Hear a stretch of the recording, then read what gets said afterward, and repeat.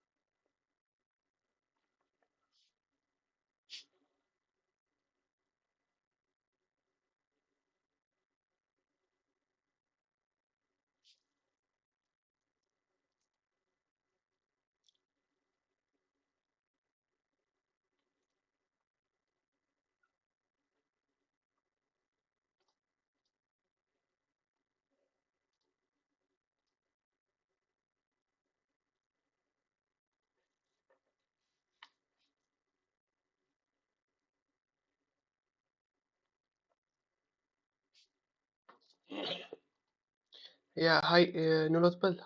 Can you hear me? Yeah, is Professor Dasgupta joining? Yeah, sure.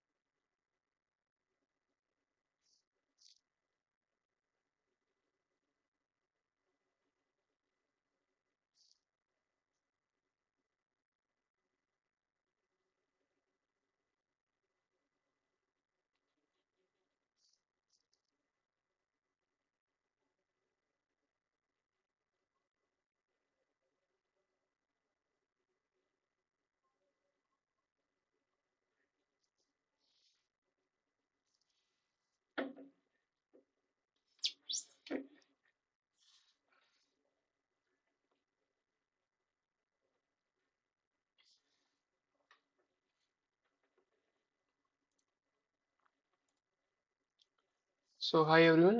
We are just waiting for Professor Dasgupta's confirmation whether he'll be joining or not. I think in 2 or 3 minutes we'll get that confirmation. If not, then we can proceed with our session. So kindly bear with us for 2 or 3 minutes.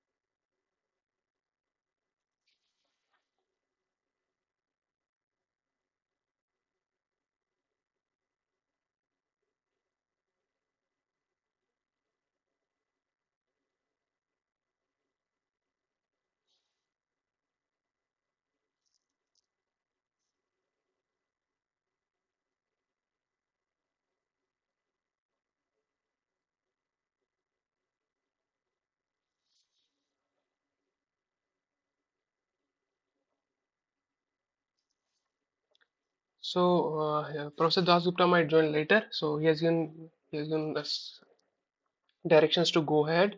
So whenever he joins, we'll stop the session there in the middle, and then you can ask me your doubts or queries, whatever is he asking for you.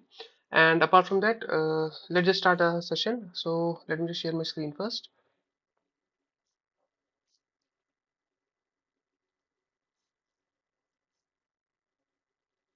Just a second.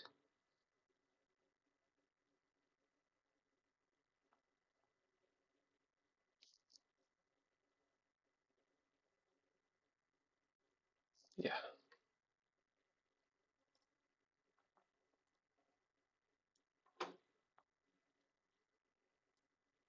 So I welcome you all to this live session 3 of the course CMOS Digital VLSI Design, and that's taught by Professor Sudeb Dasgupta from IIT Roorkee. My name is Musab Rafiq. I'm a PhD student in the Department of Electrical Engineering at IIT Kanpur. So this is live session number 3.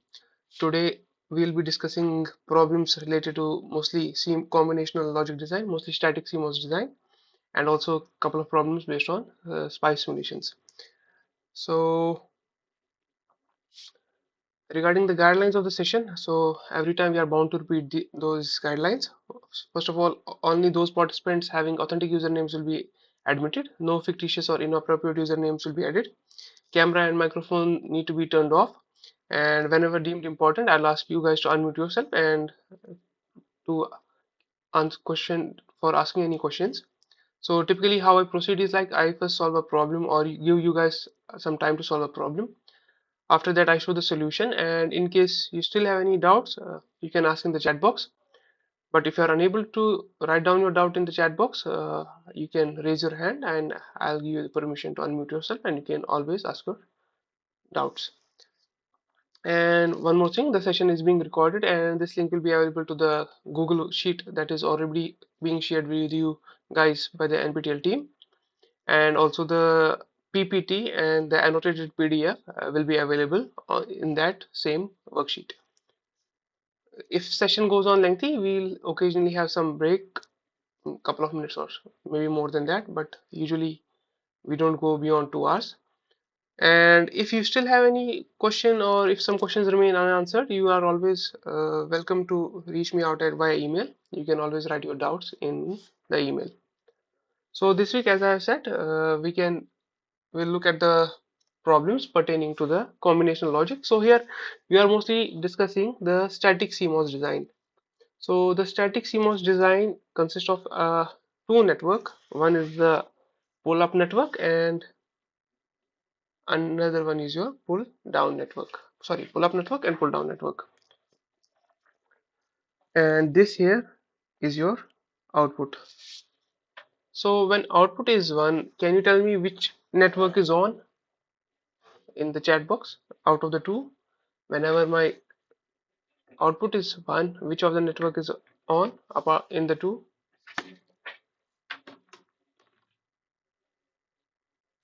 Yes, as the name suggests, my pull-up network is on. So when f is equal to 1, my pull-up network is on.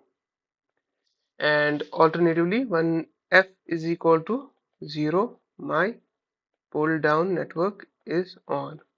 So any combination of input that yields my output equal to 1 will set my pull-up network equal to 1 and my pull-down network to 0. So that means I will have a connection like this. And whenever in my input value is such that my output is 0, my pull down network will be on and my pull up network will be off. So we can say that during steady state there is no path directly from the supply to ground, and as a result of that my static power consumption is equal to, anyone, what will be my static power consumption?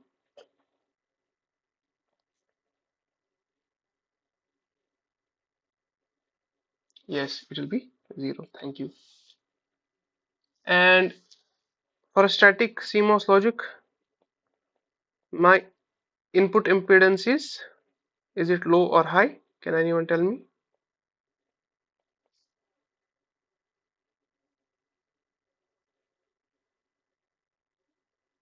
High. And my output impedance is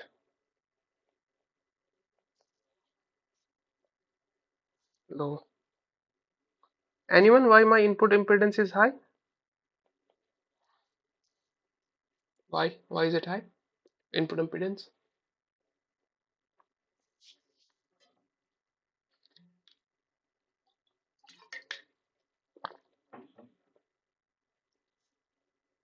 Mm, exactly. So you are applying your inputs at the gate terminal of the MOSFET, and you have a structured metal oxide simulator, which is an insulator, which provides a very high input impedance. So this was just a brief overview. Uh, Now coming to the main part of the live session, that is the problems pertaining to the this week's content. So here is the first problem that is given to us. So the question asks us the output of the circuit shown in the figure below is. So we are given this static CMOS design, and we are required to find the output. So we need to find out the functionality that is being performed by the following circuit. So it can be done like this. So your output will be equal to, so this A, B bar, A is applied to this, you can call this M1, and B bar is applied to this M2, and C bar is applied to M3. So these are in series in the pull down network. That means I will have a AND operation like this. Output is equal to A dot B bar dot C bar, but since it is a static CMOS design, my output will be complemented. So my output will be equal to A dot B bar dot C bar whole complement. And using which law? Now, which law will be used to expand the following?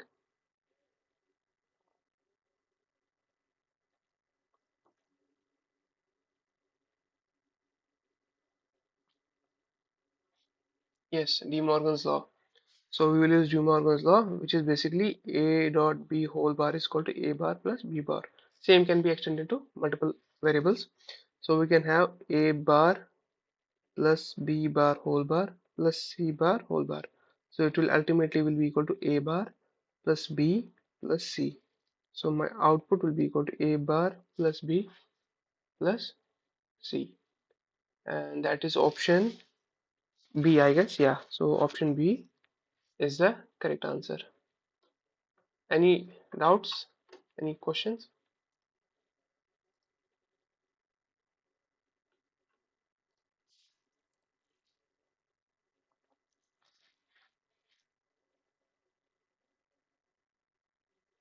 If not, then we can proceed to question number 2 of today's live session. It states that in case of a static design, at every point of time, each output is either connected to VDD or VSS via. Option A is low resistive path, option B is high resistive path, option C is PMOS, and option D is NMOS.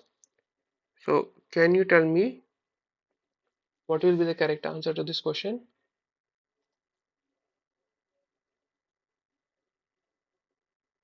A, B, C, or D? Anyone?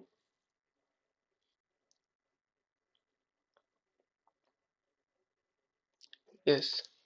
So, option A is the correct answer. So, as we have seen it earlier, so whenever my any combination of input turns on either a pull down network or pull up network, since they are duals of each other, only one of them will be turned on. So this one will provide a least resistive path of supply to the output, and this one when it is turned on, it will provide a least resistive path from output to ground. So at any given instance of time, one of the network is on, and that network provides a least resistive path. So as you have already said it in the chat box, option A is the correct answer. Now I have this question. I have highlighted this one. That means I would like you guys to solve it first, and then I'll show the solution. So you have a pull down network that is given here. What you need to do is you need to find up the pull up network in a static CMOS design, and at the same time you also need to tell what is the logic functionality implemented by the following circuit. So I'll just give you 2 to 3 minutes. You can solve it, and then I'll show the solution.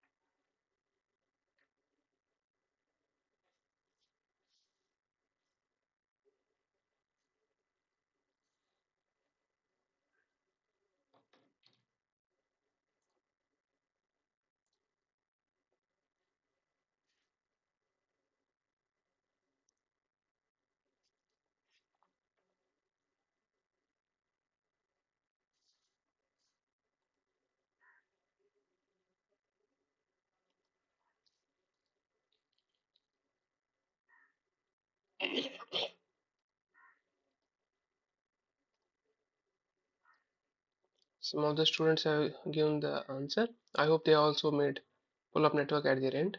Obviously, you can't draw the pull-up network in the chat box, but anyways, do attempt that.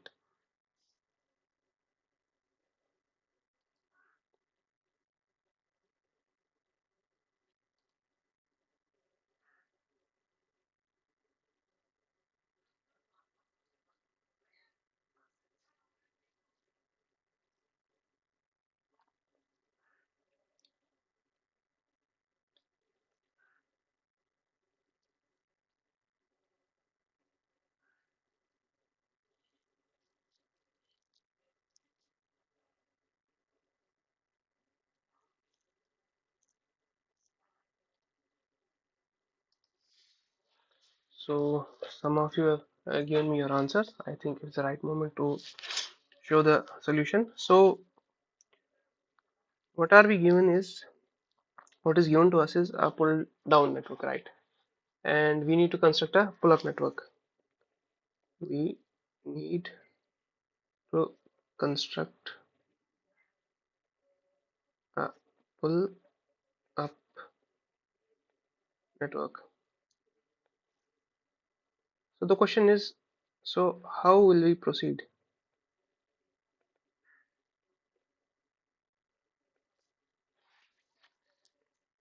Simple, because the pull-up network and the pull-down network are duals of each other. So whatever is connected in series in pull-down network will be in, what will be in pull-up network.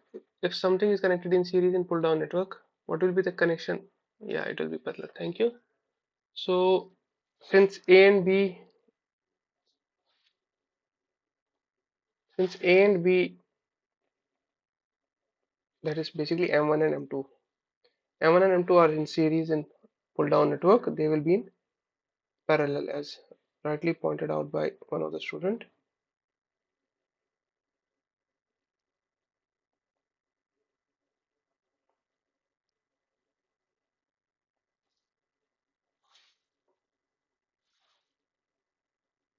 And since C is in parallel with A and B, it will be in series in pull-up network.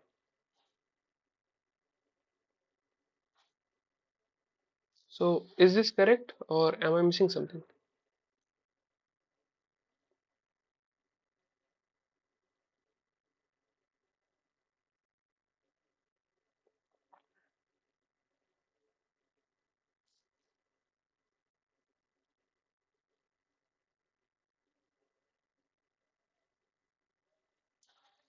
Well, I have been given a thumbs up, but I think there is one error.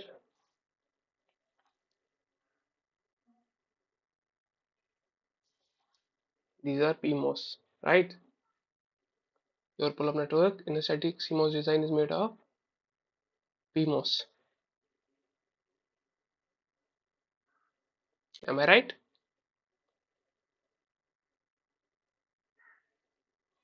Yeah, you can connect C to the PMOS, and then you'll have the series connection with A and B like this.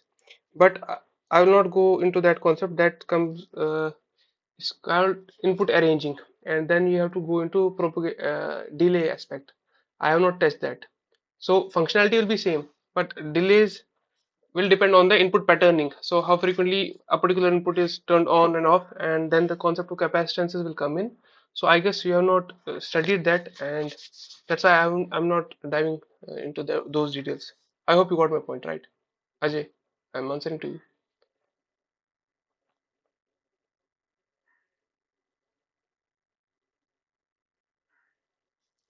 So maybe in next week's module you might be taught that. And one thing I want to ask here, why PMOS are used in pull-up network? Why not NMOS?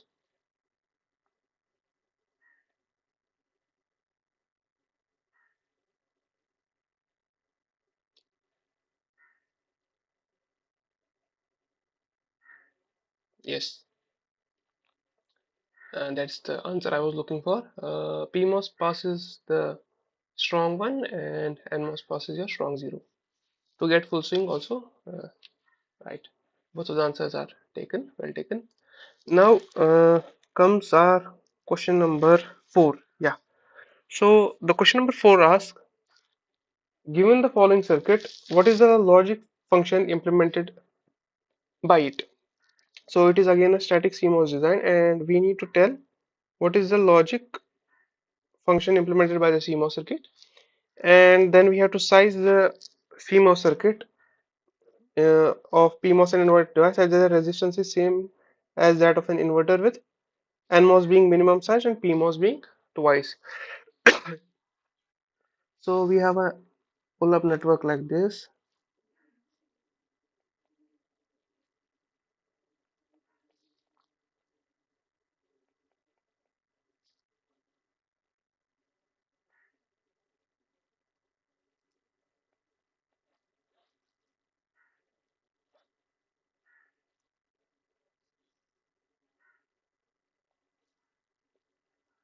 This is your output, and here we have a pull-down network.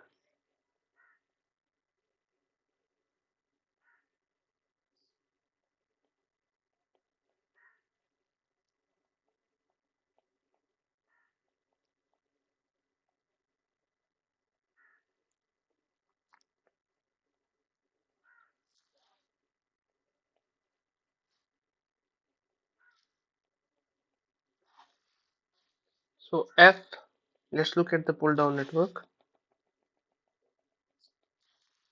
C and D are in parallel. That means C plus D, right? And A and B is in series. That means an AND operation, A dot B, and the whole thing is in series. So it will be AB dot C plus D. What am I missing? AB dot C plus D.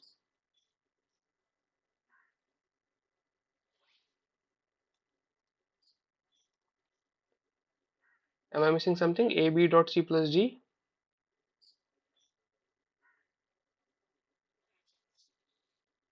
Bar, correct, because it's a complementary logic we are implementing, so it's a AB dot C plus D whole bar. You can minimize it or use De Morgan's law. No, even this much is taken, even you can write this much as your answer.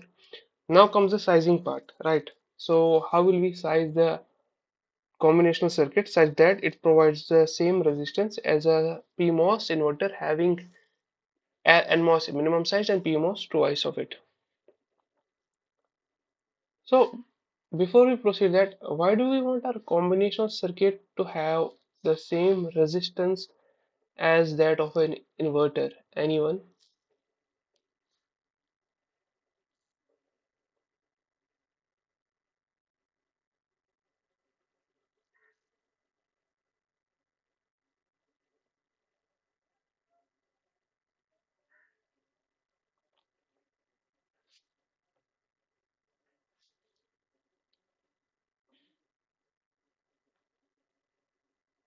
Anyone? Can anyone tell me? Usually once we do the sizing and all, we want our combinational circuit, static CMOS combinational circuit to have the same resistance in its pull-up, to have the same resistance as that of a inverter, where my PMOS is twice, my NMOS is one time. Why do you want our pull-up network to have the same resistance as that of the PMOS and my pull-down network to have that of an NMOS? What can be the motivation behind it?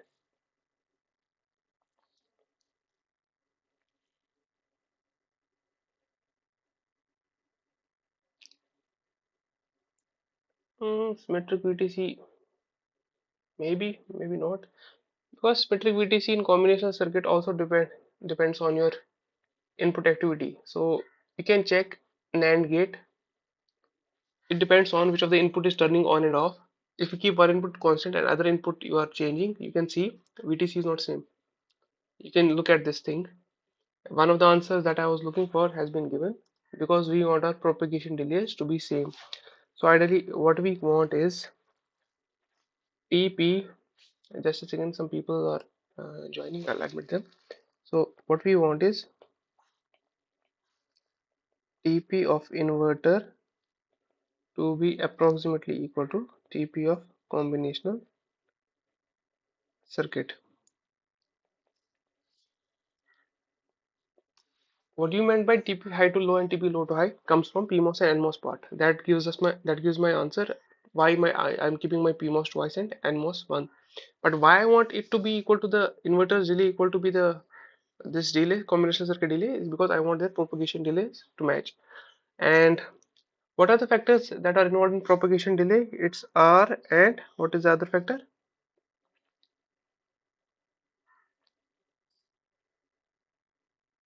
C, exactly.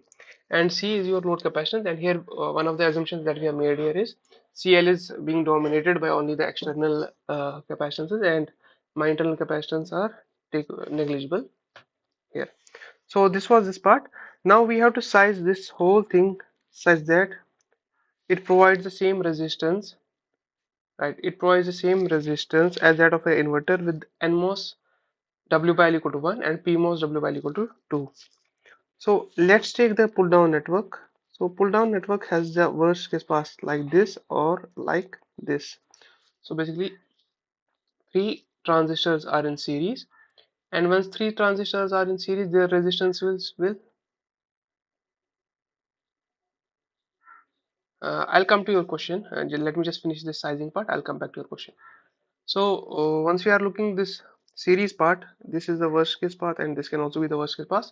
So these three MOSFETs are in series. So what will happen to their resistances? Their resistances will, total resistance will be equal to their,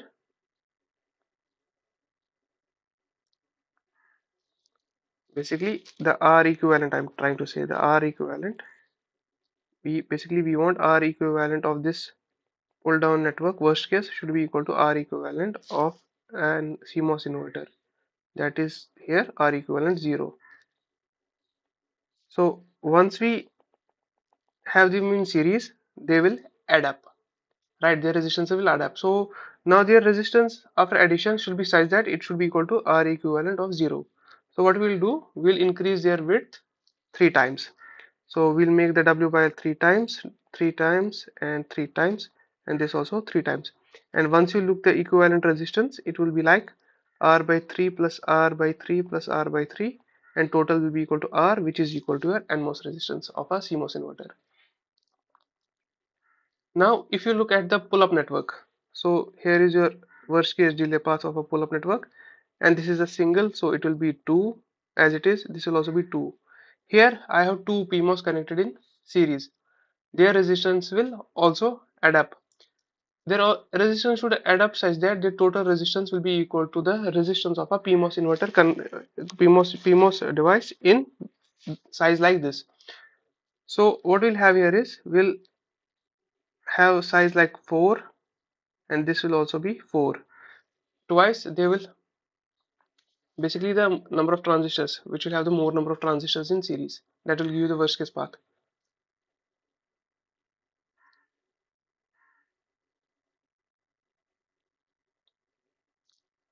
This is your worst case path, right?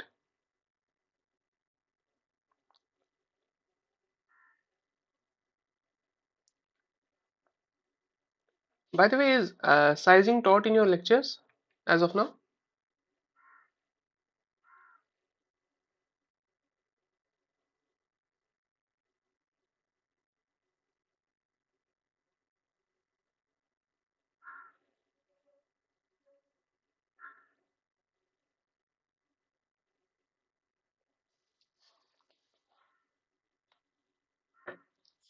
So here what we'll do is, we will size the PMOS as 4 times, and this also, this PMOS as 4 times.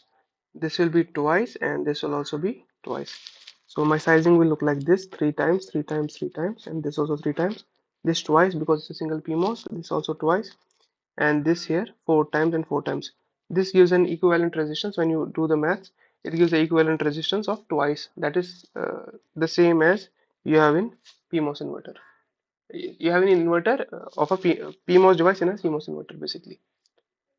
So we'll have multiple questions on the sizing part, sizing calculations. I'll discuss them in details in other questions. Before that, one of the students has asked the question, sir, to calculate logical function, do we always start from a pull down part? Can we start from pull up network? You can always start, you can also start from pull up network as well. You just need to be careful. Whatever you are doing in pull down network, its opposite will be done in pull up network. Or one of the techniques you can use is, you will use complemented inputs there. Rest similar as you do in a pull down network. Ultimately, just do the complement twice, you'll get the implementation. But keep one thing easy, it's easy to do it in pull down, but you can always use pull up as well. And the questions can be framed like that as well. So it's better to practice them as well. Now the next question is this. So implement the equation. So I would like you guys to do it first. So you have to implement the following equation using complementary CMOS logic. So obviously you can't give me the solution, but once you are done, just respond in the chat that you have solved the question. I'll give you 5 minutes. If it takes more than that, I'll just start showing the solution. So you need to implement the following equation: F equal to A bar plus B bar times C bar plus D bar plus C bar plus F bar whole G bar. So you have to implement using complementary CMOS logic. Try this and let me know when you are done. I'll just give you 5 to 6 minutes. After that, I'll show you the solution.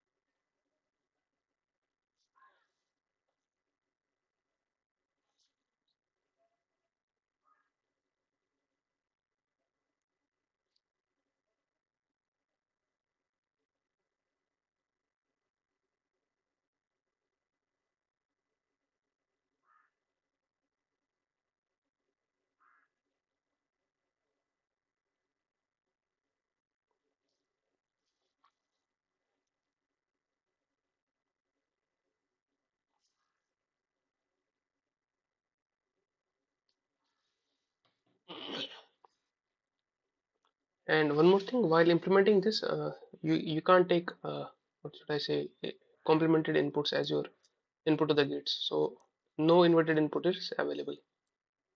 The hint I would like to give is just take complement twice. Just write f equal to the equation bar whole bar and then solve it for one bar and keep the other bar as it is, and you will get the equation in the complemented form, which you can implement easily in the using CMOS logic.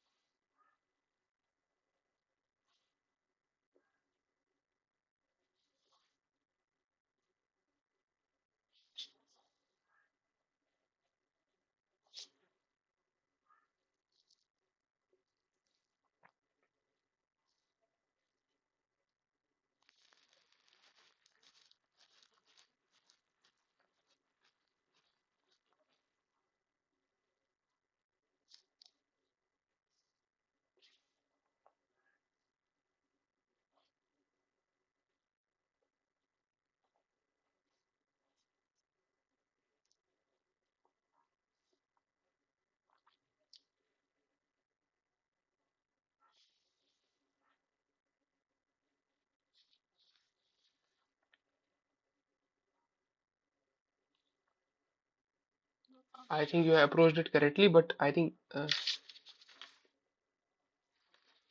you have approached it correctly, but I think you have missed some parentheses. Kindly look at the question again and try it again. But the approach you have taken is correct, but I think somewhere you have missed a bracket, and because of that, answer is slightly off.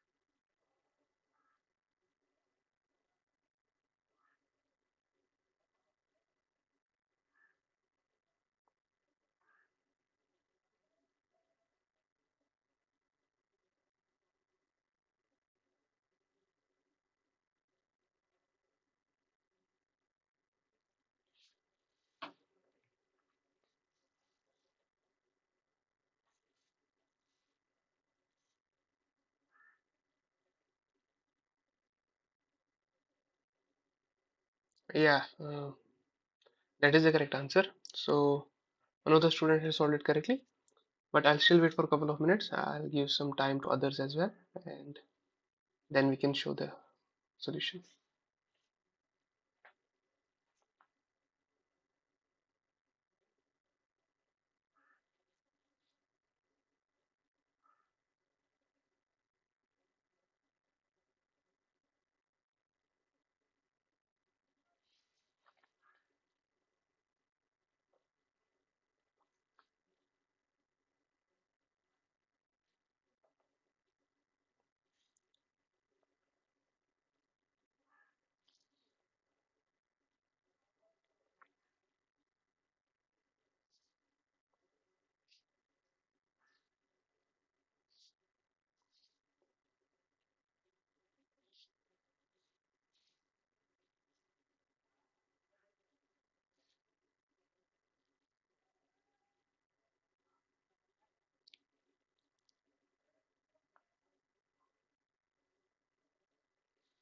Correct. Just take F common, and that will help you in the implementation in the end.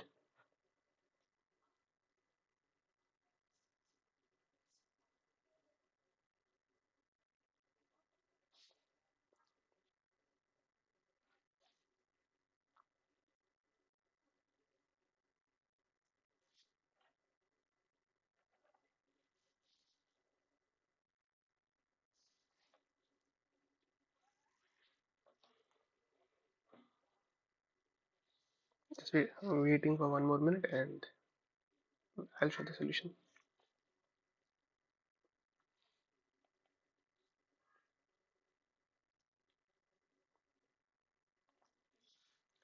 So let me show the solution.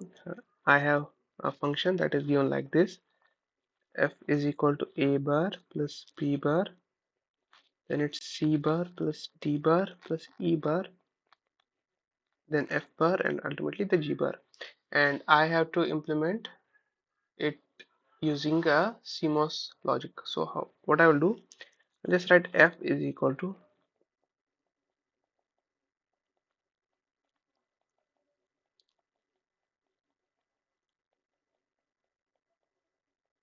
and I'll take complement,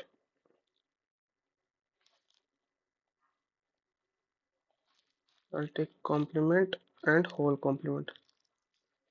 By the way, why am I doing this, like taking complement, whole complement? Why? What is the requirement of this?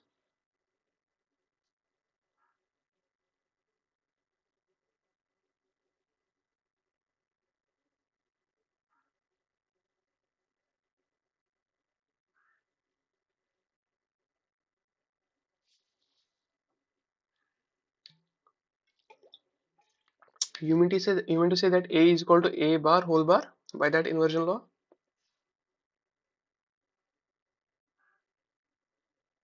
Yes, that is true. But why am I doing it? What is the motivation of doing that?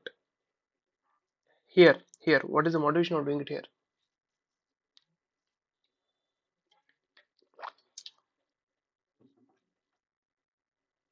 Yeah, function does not change.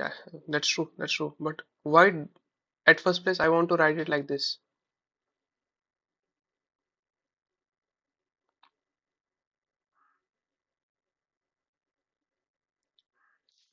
Obviously, we will use De Morgan's law, but ultimately, what it will lead to? The answer that you have given, it led to a answer. Yes, exactly. We are implementing using CMOS inverters and my CMOS logic, you should say, and my output is always in the complemented form. So inverting logic can directly be implemented in a CMOS logic style. So you know that NAND and NOR are directly implemented in a CMOS logic style, but once you have to implement and OR, you need an inverter, right? NAND plus inverter will give you AND. What? Yeah, your all answers were correct, but the motivation was this. So your answers were correct. So let's do it now. As rightly said by one of the student, we will use the De Morgan's law. So we will use De Morgan's law on this part and this part. So it will be A bar plus B bar, C bar plus D bar plus E bar plus F bar, right? And and here it will be G bar, whole bar, and it will also be bar. And there will be one more bar which I'm just writing like this. Now, and this will be plus obviously. Now again writing it like this: A bar plus B bar dot C bar plus D bar plus E bar plus F bar. G bar whole bar is G. Someone has turned on the microphone, kindly turn it off. Now again we will use De Morgan's law here, and there is whole bar. So output will be equal to, again using De Morgan's law here, so I will be having A plus B bar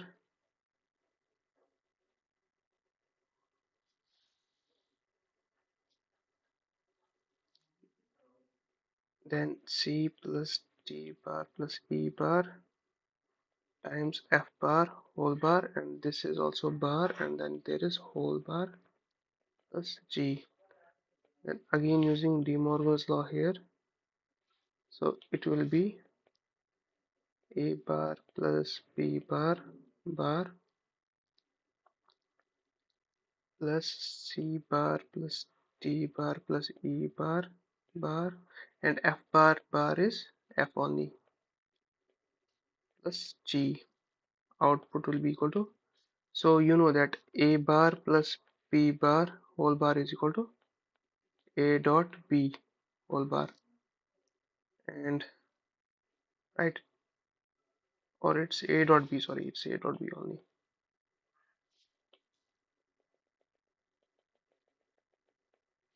So basically A dot B whole bar is equal to A bar plus B bar, and once you take the whole bar of this, it will be equal to AB only. That's what I meant.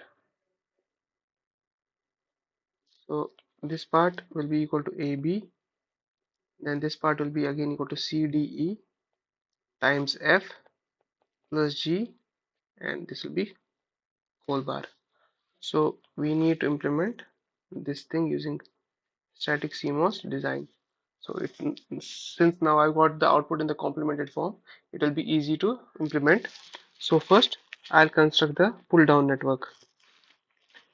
Maybe in the next slide that will be better.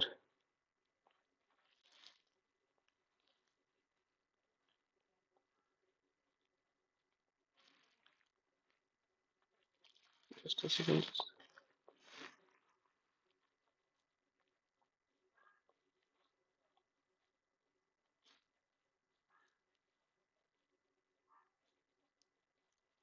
Yeah. So the function we need to implement here is, let me just write it down here. Output is equal to AB plus CDE times F plus G whole bar. Let's start with the pull down network.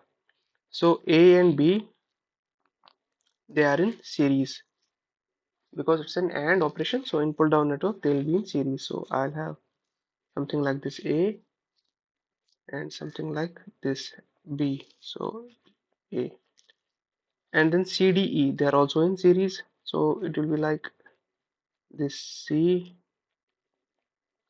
then it will be like this D, and then it will be like this E. They are in series. And this thing AB plus CD, AB plus CDE, they are in parallel because of this thing. So I'll connect it like this. Now so far I implemented this part. AB plus CDE is in series with F because of this AND operation. So it will be like this F. So this part is implemented, and then this whole thing is in parallel with G because of this OR operation. So it will be like this,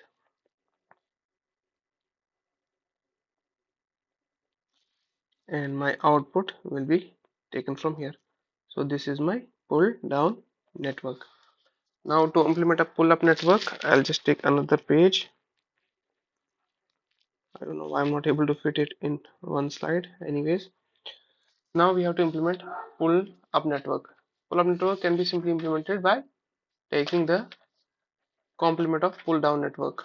So whatever dual of each other, basically dual of pull down network. So whatever was in series in pull down network will be in parallel in pull up network, and whatever was parallel in pull down network will be in series in pull up network. So A and B and CDE were in series. So A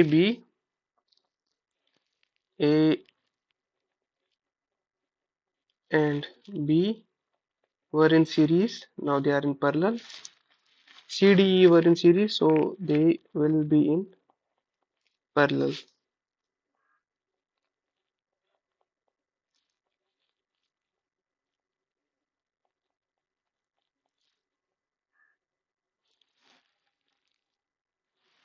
So AB and CDE were in series, and AB and CDE were in parallel. So this part was in parallel with this part. Now it will be in series. So just making a series connection.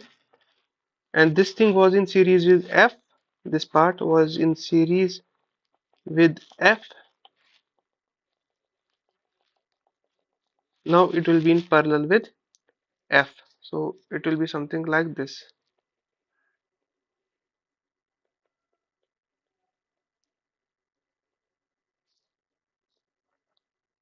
So this part now has been implemented in pull-up network, and this whole block was in parallel with G, and this will be in parallel with G in pull-up network. So my output is taken from here. So this is my pull-up network, right? So in this way, starting from here, you are able to construct the output like this, and then you are able to implement it here as a pull-down network and as a pull-up network.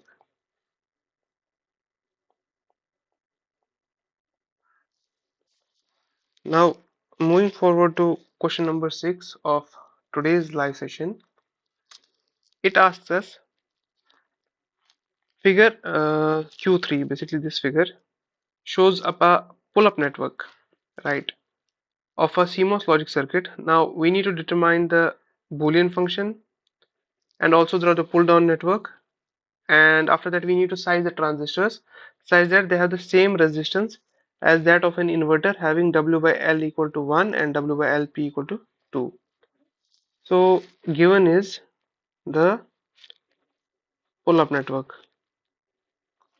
This is pull-up. Given right here is a pull-up network, and we need to find pull-down network.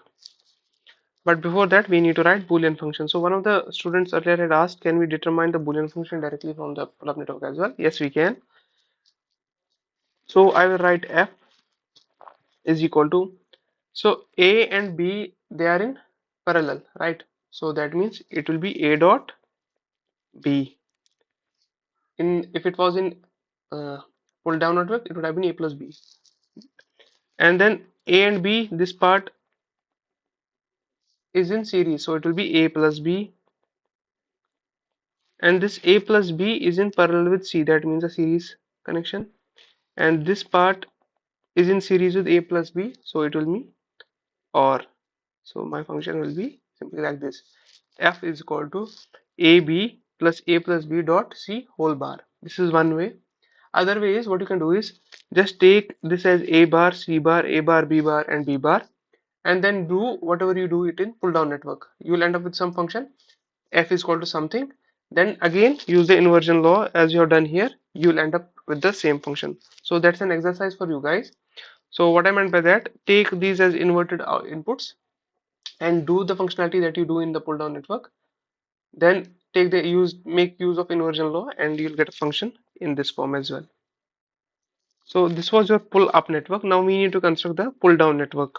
So just looking at the function, A and B are in series, so it is A and B, and then A and B, this one is in parallel because of OR operation.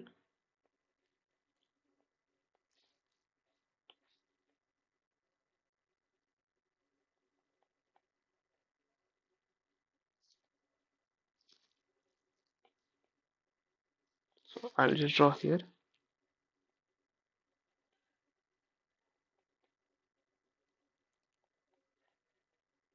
and this A plus B has C in series, so like this, and this thing is in parallel with this, so it is like this. So my output is like this. So this is my pull down network. We need to find, now we need to size the transistors such that resistance is provided by them is same as the standard CMOS cell, CMOS inverter. Now I'll draw the pulled up network here as well.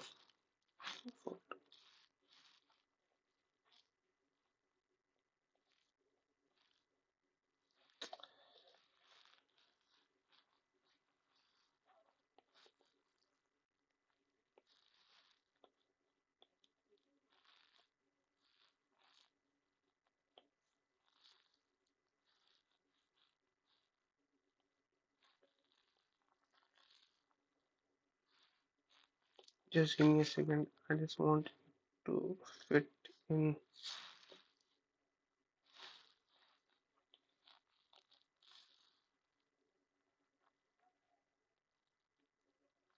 Yeah.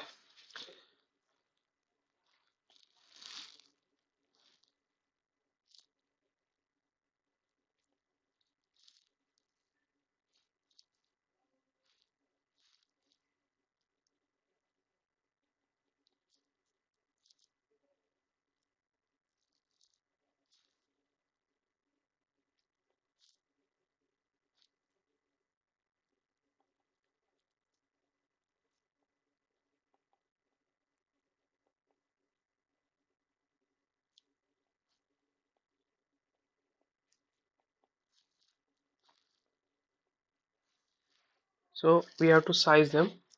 So let's take a look at pull down network first. So this path has two transistors in series. So their resistance will add up. So to make the resistance equal to, yes, exactly 2 and 2.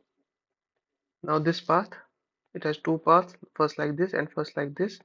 Both of them have two transistors in series. So what will be the resistance for them? Sorry, width of them. Anyone? What will be the width? If it was 2 here, what should be it here? If it was 2 here, what should it be here? Yes, again, it will be 2, 2. So it will be 2, 2, and 2. Now comes the PMOS part. So PMOS resistance is basically twice of that of basically W by L is 2. Now, what will be the PMOS sizing? We have paths. So which one? So this one is 4, right? This one is 4, right? And if possible, use your chat box. So I'll encircle this one and this one, label them, let M1, M2, and M3. So what will be the size of M1? Anyone?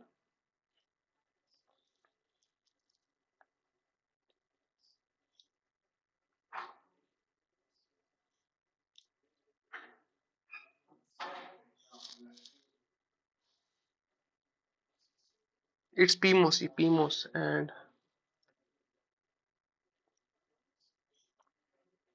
basically the total path, whatever you do, the total path resistance should match the total path resistance of PMOS in a CMOS inverter. So basically, let's go back some steps. In CMOS inverter, why P is made twice such that it will have the resistance same as that of the NMOS, right? Now we have to make our sizing such that its whole resistance will be equal to that of a PMOS device which has a size of 2. So what will be M1, M2, and M3?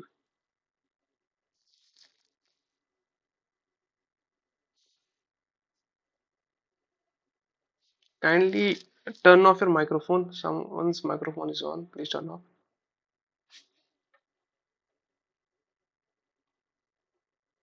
No, 1.5 not. It should increase. By now, you should understand that it will be more than 4 at least.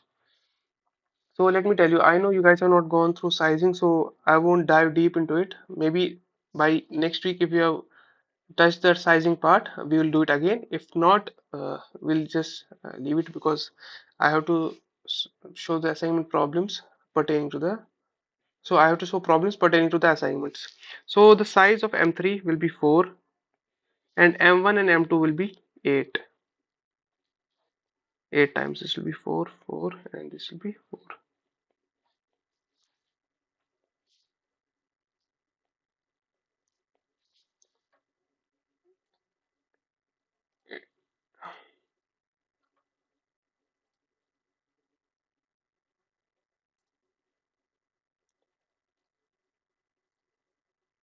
So someone is not turning off his microphone. I'm just removing the person from the call. One more time I'm asking the person to please mute your microphone. Otherwise, I'll have to just remove you from the call.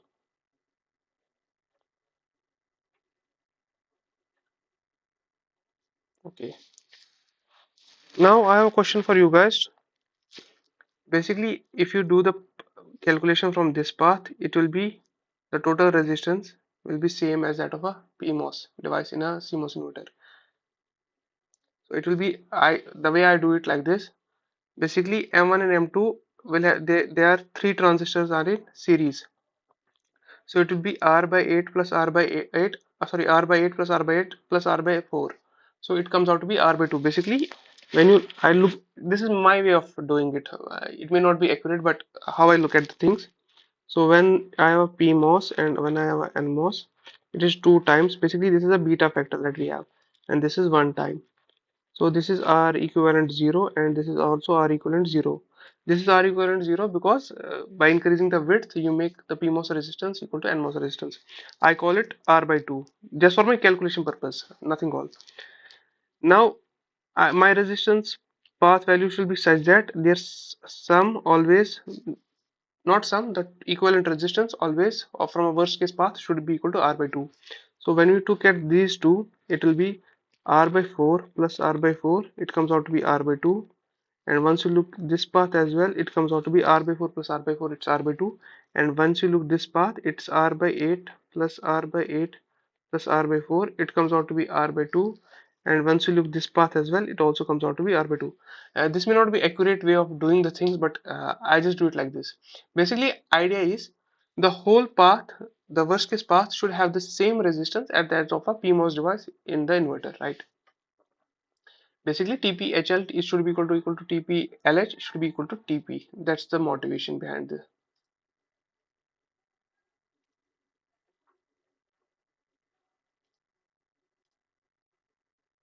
Maybe next week you might see at the sizing problems, and Professor Dasgupta might teach this.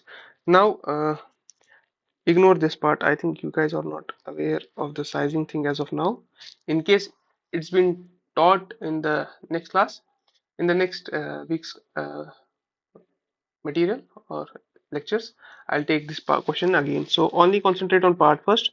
So given function f is equal to ab dot b plus c whole bar, sorry, ab dot b plus c plus bc whole bar. Draw the complementary CMOS implementation of the function using a minimum number of transistors. So you have to tell me how many transistors you are using to implement this function.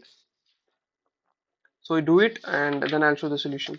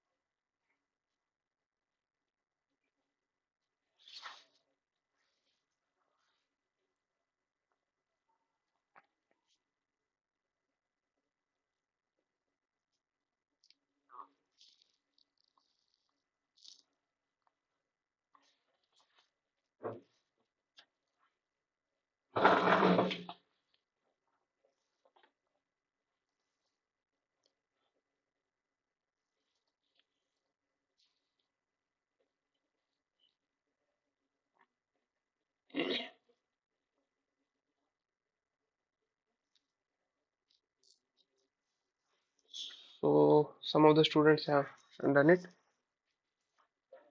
Let's just wait for 1 minute and I'll show the solution again.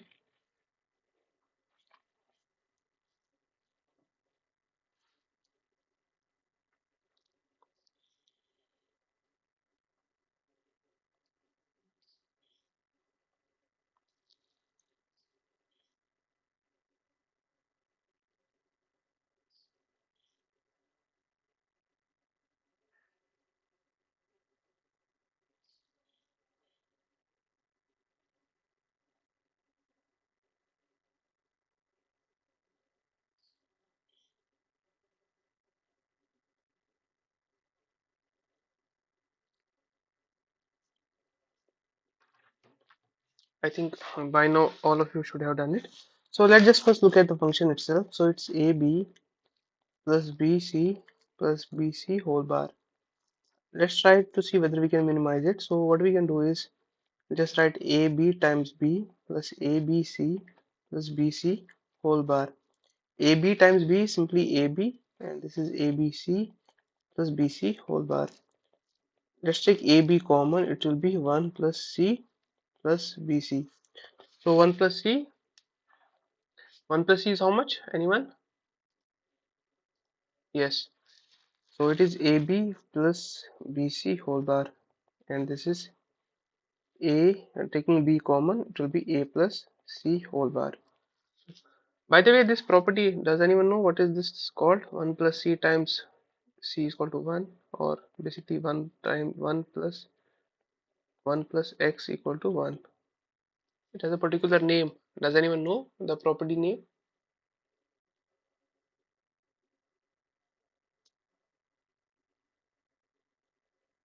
Is it identity law?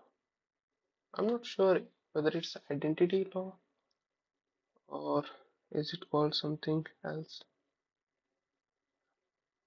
1 dot X 1 dot X is equal to X. I think that is identity law.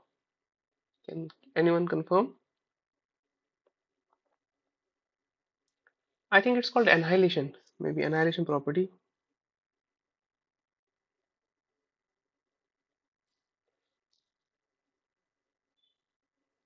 Annihilator. Basically, XC got annihilated in it. And there is this also one more property, X dot X plus Y is equal to uh, X, I think, right? Is this correct? First of all,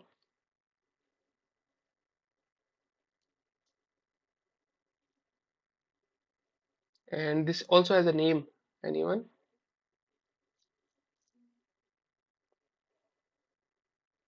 It's called absorption property. Maybe I don't put know, but maybe I call it. There is one more definition of it. It's called absorption property, where Y got absorbed, right? So finally, we have this function. Now we need to implement this thing. So it's B times A plus C. So A plus C is in series,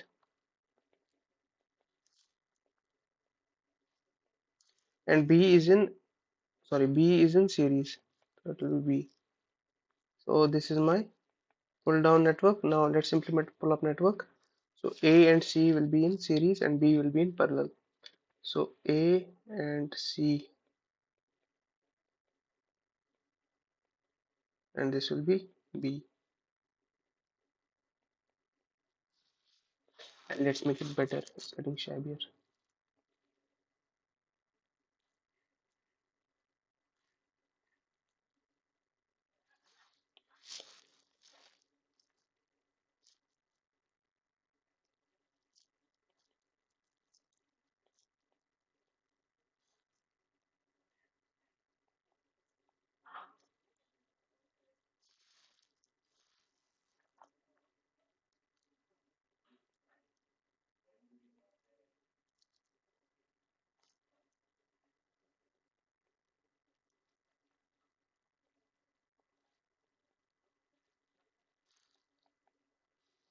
I have not given you the sizing problem. Maybe you will be familiar with the sizing problem by next week. If not, we'll take it up again. So do remind me next time. Now, question number 8 asks us, what is the purpose of .MES in LT spites? Option A, measure specific circuit parameters like voltage or power. Option B, set measurement units. Option C, change the simulation type. Or option D, modify circuit components dynamically. Anyone? What is dot measure used in LT spice?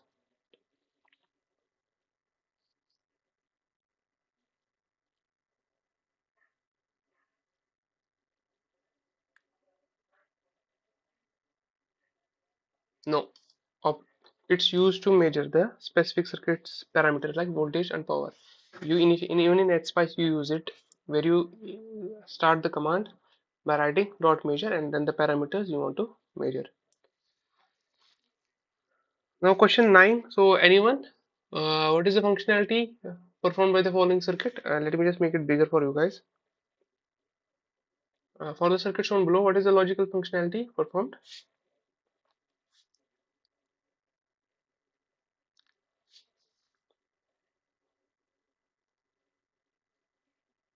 Yeah, that was quick. That was really quick. Yes, it is XNOR. Waiting for other students to also try it.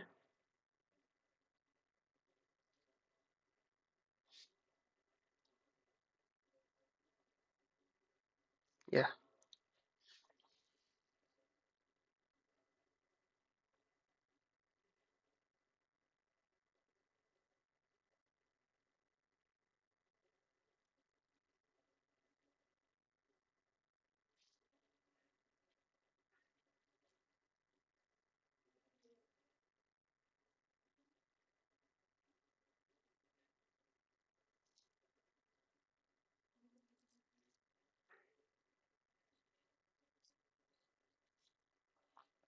So let's look at the pull down network. So F is equal to A bar B plus AB bar whole bar. This is your XOR, whole bar makes it XNOR. Even if you evaluate, use De Morgan's law here, you will end up having this AB plus A bar B bar. Any doubts?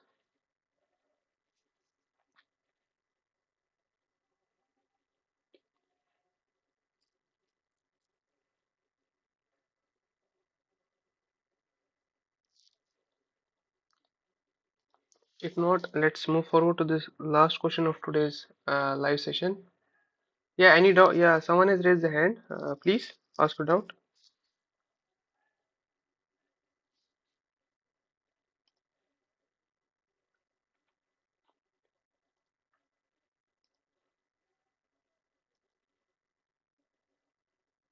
Someone has raised the hand. If there is some doubt, do ask.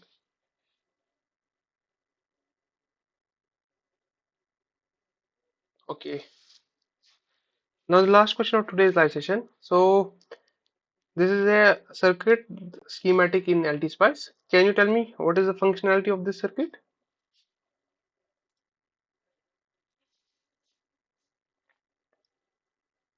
What is this circuit? Anyone?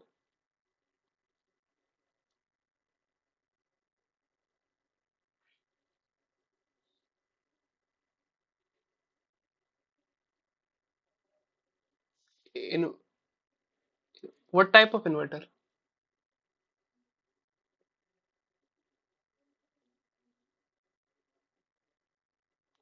Is it a CMOS inverter?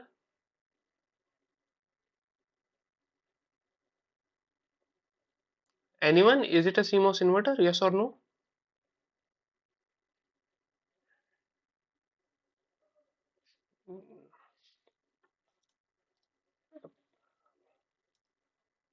Please turn off your microphone. I should not tell you guys again and again.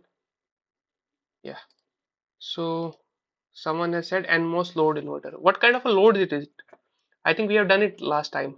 Even uh, in that time it was, I guess, second last problem that we had done. What type of load is it? By the way, it's not a CMOS inverter. It is a NMOS invert, basically inverter using NMOS. NMOS is the load here. It has a particular name, right? Just tell me what is happening to this NMOS. What is being done to this NMOS? Gate and drain is diode connected load. Exactly, it's a diode connected load. So this is an NMOS with diode connected load, and diode connected load is always on and always in saturation. So I think we have done it last time as well. I want to give you one exercise for you guys. I think we have done it last time, but do it again. Make a VTC of it and simulate the device in LT-SPICE and check your results. It's a fun exercise. You can do it. By the way, what is the error in the circuit? I have missed something in the circuit. What am I missing here?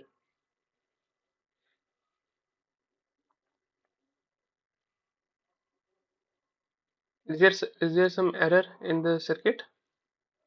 schematic, or should I say schematic?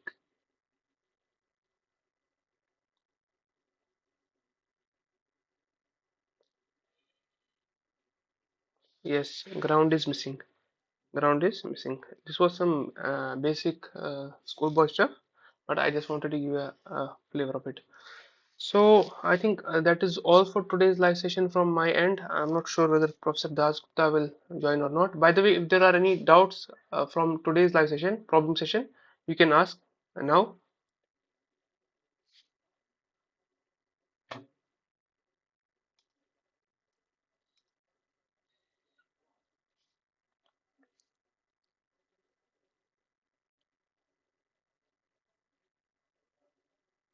If there are any doubts, do let me know. Yeah, someone has raised the hand. If you have any doubts, unmute yourself and please ask.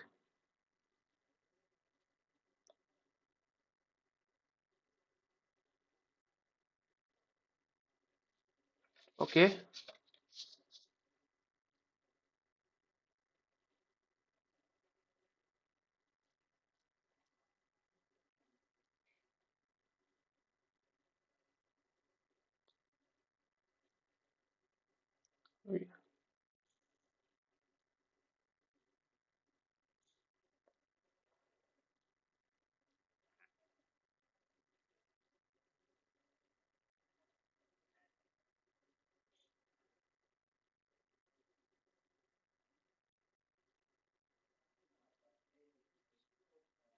So let me just tell you, since it's an assignment 4, I'm not able, I cannot give you the solution or any maybe direct hints for the problem.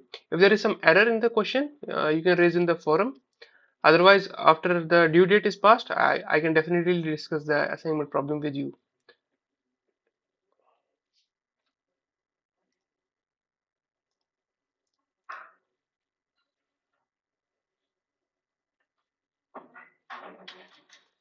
So I think that's all for today's live session.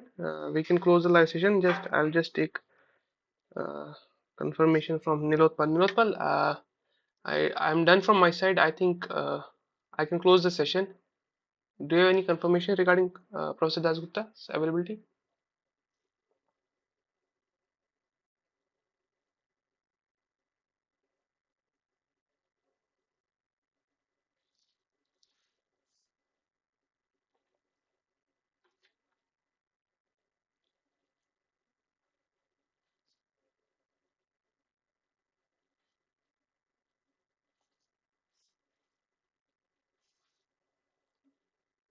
Maybe Professor Dasgupta is busy today, so he has informed me that he might join some sessions and will be there for 10-20 minutes to ask you to answer some of your queries and to take some general feedback.